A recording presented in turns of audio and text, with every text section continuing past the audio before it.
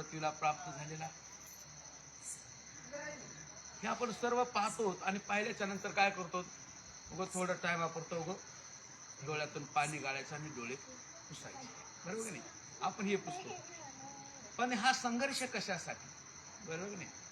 आज तुम्हाला आमच्या किशोर भाऊला घरोघर सांगत हिंडावं लागलं, जसं काय किशोर भाऊच्या पोरीचं लग्न आहे किंवा पोराचं लग्न आहे.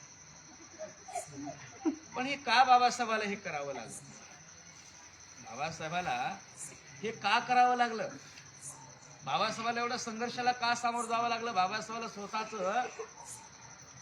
मुलगा मृत्यूला प्राप्त झाला तरी बाबासाहेबाला तसं परिवार त्या मुलाकडे नव्हतं, मुलगी मृत्यूला प्राप्त झाली तरी त्या मुलीकडे लक्ष नव्हतं.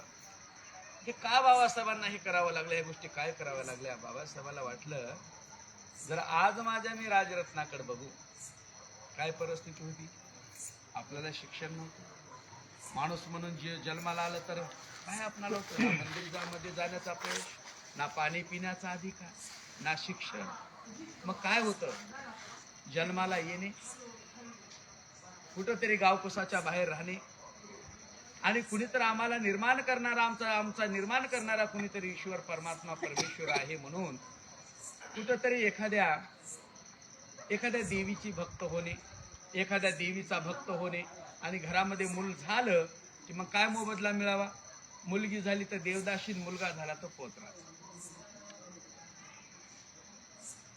आणि पाटील पांड्याच्या इथं काय करणं, शेण काढणं आणि दिलेलं उष्ट करणं. पण म्हणूनच बाबासाहेबांना एवढा हे संघर्ष करायला लागला. बाबासाहेबांना वाटलं की बाबा या समाजाला या गुलामीतून मुक्त करायचं असेल तर आपल्याला एकच पर्याय आहे, ते म्हणजे शिक्षण.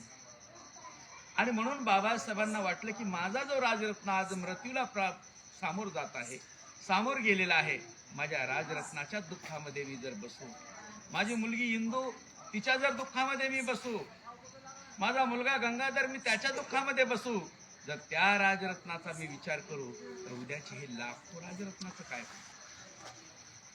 जे आज लोकांच्या दावणीमध्ये माणूस म्हणून जन्माला येऊन पशुप्रमाणे जीवन जगत आहेत, माणूस म्हणून जन्माला येऊन आज जनावरासारखे जीवन जगत आहेत. आज मी या राजरत्नाचं पाहू तर माझ्या उद्याच्या या राजरत्नाचं काय होईल. म्हणून बाबासाहेबांचा खूप मोठा संघर्ष आहे, तो संघर्ष आपण समजून घेतला पाहिजे. तो संघर्ष आपण जर समजून घेतला आणि ते समजून घेऊन आपल्या मुलांना जर तो सांगितला तरच आपल्याला येणारा काळ वाईट चांगला आहे. नाहीतर पहिली जशी परिस्थिती होती ना, तीच परिस्थिती व्हायला आता ह्या देशामध्ये वेळ लागणार नाही. आणि पुन्हा बाबासाहेब जन्माला येणार नाहीत, गोष्ट लक्षात. पुन्हा बाबासाहेब जन्माला येणार तर पुन्हा बाबासाहेब जन्माला येणार का, तर पुन्हा बाबासाहेब जन्माला येणार नाही. म्हणून आपण पाहिलं पाहिजे, आपण इतिहास पाहिला पाहिजे. बाबासाहेबांचा काय संघर्ष आहे, बाबासाहेबांचा काय संघर्ष आहे. मी पाठीमागेही सांगितलं, पाठीमागं बाबांना सुद्धा हे माझं उदाहरण माहित आहे. मी एक वेळा असाच जालन्यामध्ये होतो. बघा मुलांनो, मला खरा आनंद कोणत्या गोष्टीचा आहे, दुसरीकडे जास्त म्हातारीच माणसं प्रवचन ऐका येतात, पण तुम्ही तर तरुण आहेत.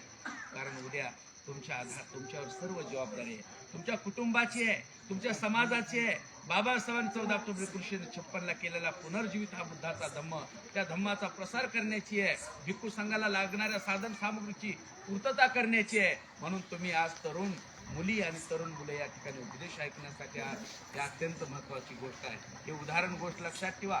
ज्यांना ज्यांना बाबासाहेबांचा सहवास लाभला, ज्यांनी डोळ्यांनी बाबासाहेबांचा संघर्ष पाहिला, ज्यांनी पुस्तकातून बाबासाहेबांचा संघर्ष पाहिला, त्यांचा तुम्ही ते ज्यावेळेस पाहिला ना, आज ते आजही ढसा रडतात, आजही ते ढसा रडतात. आता मी एक प्रसंग सांगतो, अत्यंत लक्ष देऊन त्या ठिकाणी ऐकायचं. मी असाच जालन्याला एक बार गेलो आणि गेल्याच्या नंतर आमची भंतीजी आहे, त्या भंतीजीचं वय मला वाटतं आता 90च्या आसपास किंवा पुढे सरकत असेल.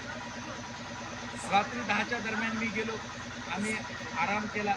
सकाळी 5:30 वाजता अशी नमाज करत होती. त्या नमाजाचं कानावर माझ्या दोन्ही पडला की मला जाग आला आणि उठून बघतो तर काय 90 वर्षाची भंतीजी अंगावर अशी चिवर टाकून अशी ध्यान साधना करत बसली. तिला 5:30 ला म्हणलं काय वापरेल काय झाल्याच्या